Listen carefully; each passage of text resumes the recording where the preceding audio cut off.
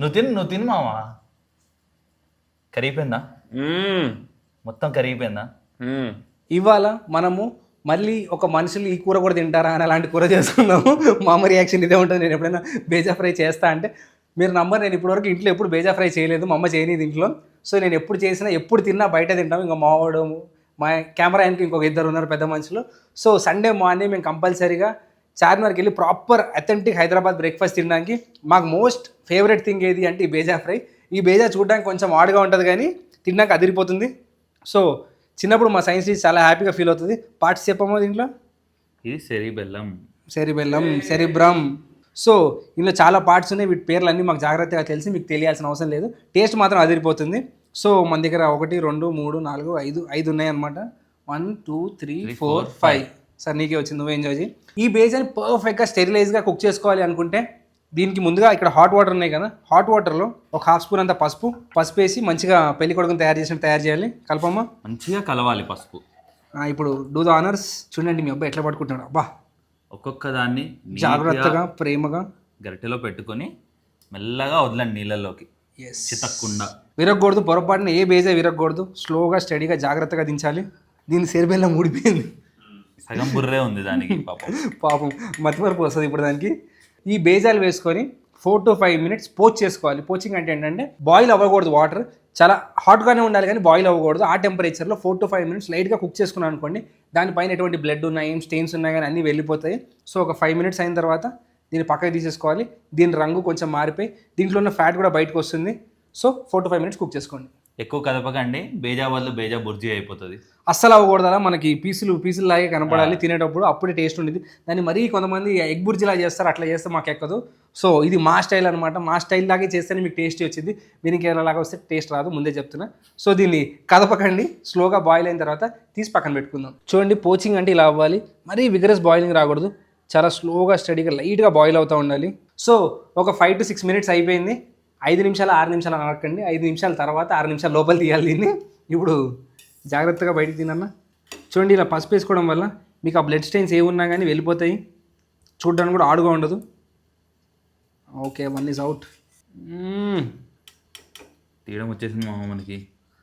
అరే ప్రొఫెషనల్ పక్కనుంటే wife here రా, ఐఎమ్ హియర్ రా. పెట్టడం ఎంత ఇంపార్టెంట్, తీయడం కూడా అంతే ఇంపార్టెంట్. జాగ్రత్త తీయాలా. ఇంకేమైనా ఉన్నాయా ముక్కలు? అవురా, ఒక దాన్ని ఊడిపోయింది కదా, దాని సెరిబెల్లం ఊడిపోయింది, చిన్నగా అయిపోయింది రాజేష్. ఇంకా ఈ చిన్న మెదడు చితికింది దీనికి. సో మనం మొత్తం మెదడుని చితకొడేద్దాం ఇప్పుడు. ఇది పక్కన పెట్టేసుకోండి. ఇది పోచింగ్ అని చెప్పాను కదా. సో మిగతా కుకింగ్ మనం మంచిగా మసాలాదార్ గ్రేవీలో చేసుకుందాము. అది కూడా కాళీ మిర్చి స్టైల్లో చేసుకుందాము. మేము రీసెంట్గా ఆశీష్ విద్యార్థితో కూడా వెళ్ళి మరీ తినిపించాము, మా పిచ్చి ఆయన కూడా ఎక్కించామన్నమాట. సో కాళీ మిర్చి బేజా చేసుకుందాం, చాలా క్రేజీగా ఉండిద్ది. సో మీరు ఏ బేజా ఫ్రై చేసుకోవాలన్నా ఈ స్టెప్ మాత్రం కంపల్సరీ, ఇది మిస్ చేసుకోకండి. మనం చెప్పులం రా, చైనీస్ బండిలో కాదురా. సారీ, అట్లీస్ట్ నేనైతే చెప్పుని. మరి జాగ్రత్తగా నూనె పోసుకోండి. సో ఏంట్రా వాడు చాయ్ వాలా అని చెప్పి ఇట్లా లాగితే చూస్తారు, మనం చెప్పు ఇట్లా ఆయిల్ పోస్తే చూడరా. వాళ్ళ మనం కూడా సెలబ్రిటీ అయిపోయాం పై నుంచి పోసి. ఈ బేజా అనేది బటరీగా ఉంటుంది. లిటరల్గా మనం వెన్న తింటే ఎలా ఉండిద్దో అలానే ఉండిద్ది. మీకు ఎవరికైనా వెన్న ఇష్టమైతే మీకు కంపల్సరీగా బేజా కూడా ఇష్టపడతారు, అంత టేస్టీగా ఉండిద్ది. సో ఈ బటరీ టేస్ట్లో జీరా బాగుండిద్ది. నాన్న అన్నీ ఇవ్వద్దు, పైనుంచి మీద పడతాయి. సో ఒక ½ స్పూన్ అంతా జీరా వేసుకోండి. అలానే 2 బేజాలకి ఒక పెద్ద సైజు ఉల్లిపాయ వేసుకోండి. అప్పుడే ఈ బేజాలో మంచిగా గుజ్జుకూరలో వచ్చి చాలా టేస్టీగా ఉండిద్ది. సో నేను 5 బేజాలు తీసుకున్నాను కాబట్టి 2 కంటే కొంచెం ఎక్కువ ఉల్లిపాయలు వేసుకుంటున్నాను. నాన్ స్టిక్లో స్టీల్ స్పూన్ పెడితే మన ప్రాణాలు తీస్తారు. ఇక్కడ ఇది ప్లాస్టిక్ కాదు, ఇది సిలికాన్ స్పాచులా. సో నేను కూడా సాల్ట్ కాదు మా, ఇట్లా పడాలి. అలా చేతంతా వేసుకుంటే చెట్ల లోపలికి వెళ్ళిపోతుంది. సో ఉల్లిపాయలో కొంచెం ఉప్పు వేసుకొని ఉల్లిపాయలు ఫ్రై చేసుకోవడం అనేది చాలా ఇంపార్టెంట్. మీరు ఇండియన్ కుకింగ్ నేర్చుకోవాలి అనుకుంటే ఫస్ట్ ఉల్లిపాయలు ఏ కూరకి ఎంత ఫ్రై చేసుకోవాలో నేర్చుకోవాలి. ఈ బేజా ఫ్రైకి జస్ట్ లైట్గా ఎడ్జెస్ బ్రౌనిష్ అవుతున్నట్టు ఉండాలి. అలా ఉంటే గుజ్జు కూర అదిరిపోతుంది. అంతకంటే ఎక్కువ ఫ్రై బ్రౌన్ అయిపోయింది అనుకోండి, మనకు మజా రాదు. మరీ పచ్చిగా మనకి కూరల్లో వెజిటేరియన్ కూరలో చేస్తాం కదా, అలా కూడా ఉండకూడదు. ఆ మధ్యస్థంగా సెంటర్ పాయింట్లో బ్యాలెన్స్ చేయాలి. అలా బ్యాలెన్స్ చేయడానికి ఒక 3-4 minutes దీన్ని కుక్ చేసుకుంటే మీకు ఆ స్టేజ్ చూపిస్తాను, అలా ఫ్రై చేసుకోండి. విన్నావారా, సెంటర్ పాయింట్లో బ్యాలెన్స్ చేయాలంట. కెమెరా వెనుక ఇంకో దుర్మార్గులు ఉన్నారు ఇద్దరు, వాళ్ళు కెమెరా ముందుకు రావడానికి సిగ్గుపడుతున్నారు. వస్తే మీరు తిడుతున్నారంట, అందుకని వాళ్ళు రాకుండా కెమెరా వెనకే ఉంటున్నారు. సో లాస్ట్లో టేస్టింగ్ అప్పుడు తీసుకొస్తాను. ఈ ఉల్లిపాయలు కలుపుతా ఫ్రై చేసుకోండి. ఉల్లిపాయలు చూడండి, కలుపుమా ఒకసారి. ఇలా లైట్గా కొంచెం కొంచెం గోల్డెన్ బ్రౌన్ కలర్ మారుతున్నట్టు అవ్వాలి, కానీ కంప్లీట్గా మారకూడదు. మీరు ఏ నీచు వాసన ఐటమ్ చేసుకున్నా, ప్రాన్ అయినా, ఫిష్ అయినా, ఎగ్స్ అయినా, ఆఖరికి ఈ బేజాలో కూడా కొంచెం నీచు వాసన ఉండేది.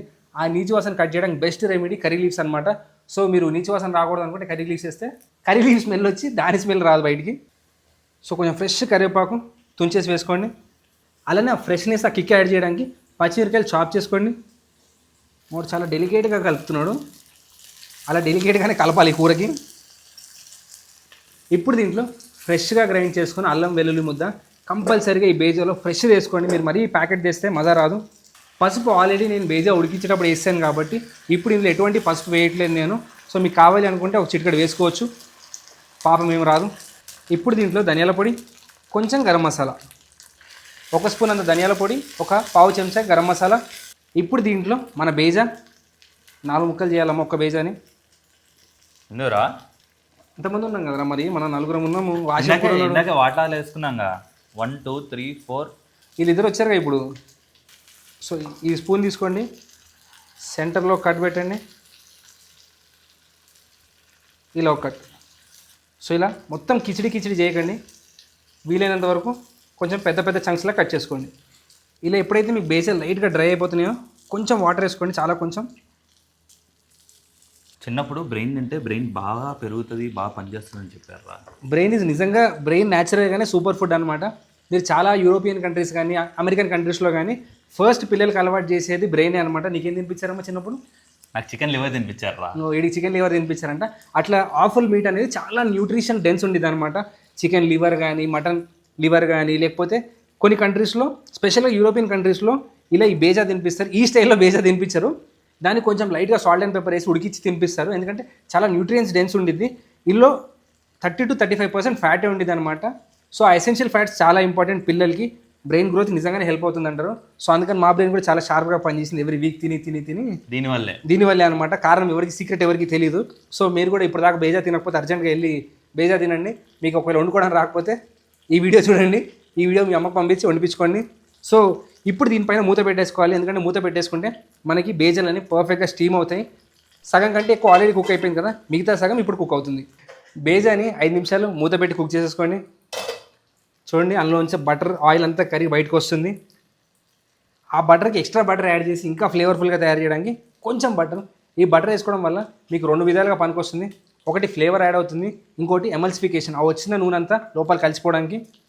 సో ఇది ఉడుకుతున్న గ్యాప్లో మేము పెద్దలతో డిస్కస్ చేసి వాషేపు కూడా కొంచెం కారం ఏంట్రా పర్లేదు నా కోసం అన్నాడు. సో అందుకని మిరియాలు కారం కలిపేస్తున్నాను. మీరు ఉత్తి మిరియాలతో చేసుకుని అద్భుతంగా ఉండే టేస్ట్. కానీ వాషేఫ్కి కొంచెం కలర్ కావాలంట, ఆ రెడ్ కలర్.